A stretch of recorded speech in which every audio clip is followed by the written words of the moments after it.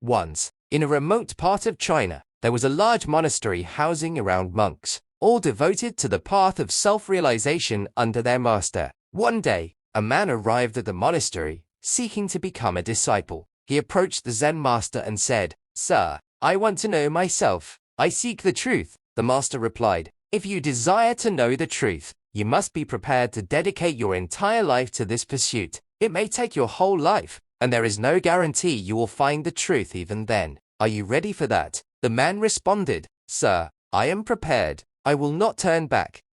The master instructed him, "If that is the case, then take care of the rice pounding for the monks here. Spend your days and nights pounding rice. When you are tired, sleep in the same room, and when you wake up, start pounding rice again. Do nothing else. Think of nothing else. Don't come to me. I will come to you when the time is right."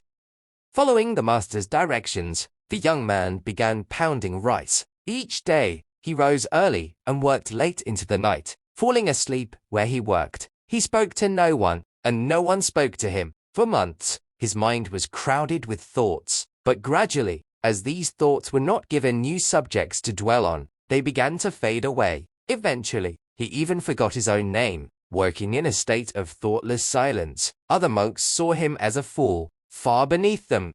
12 years passed in this manner. One day, the Zen master announced that his time was near, and he needed to choose his successor. He declared, "Any disciple who has attained self-realization should come and write a few lines summarizing their experience on my door tonight." Many disciples, confident in their knowledge, planned to do so. One of the chief disciples, well-versed in Buddhist scripture and considered a likely successor, wrote, "The mind is like a mirror, accumulating dust from thoughts and desires. Meditation sweeps away this dust. When the dust is gone and the mind is clear, one has attained salvation."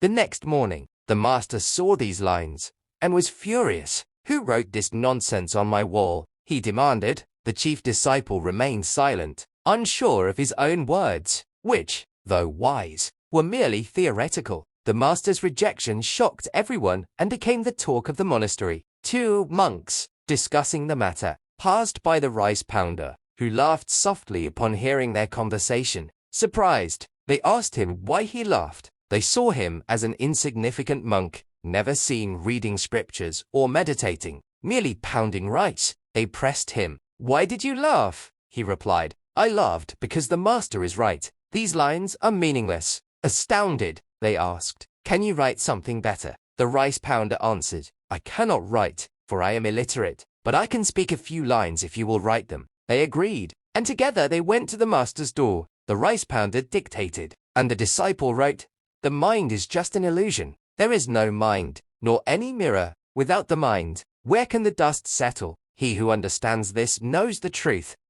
When the master saw these lines, he rose in the middle of the night and went to the rice pounder, waking him gently. "Take my staff and robe. From today, you are my successor, but leave this monastery immediately and go far away." Many scholars here consider themselves superior and will not accept that a simple rice pounder has achieved enlightenment. You have gained everything I have to offer through your dedication. Wherever you go, people will come to you, for when a flower blooms, its fragrance spreads far and wide.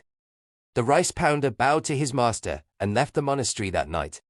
In our own lives, many believe meditation is confined to sitting in silence with closed eyes. In truth, meditation can be practiced while walking or working. True meditation means being so immersed in what you are doing that you lose awareness of yourself, just like the rice pounder who, in his total absorption, lost all sense of self and ultimately found enlightenment.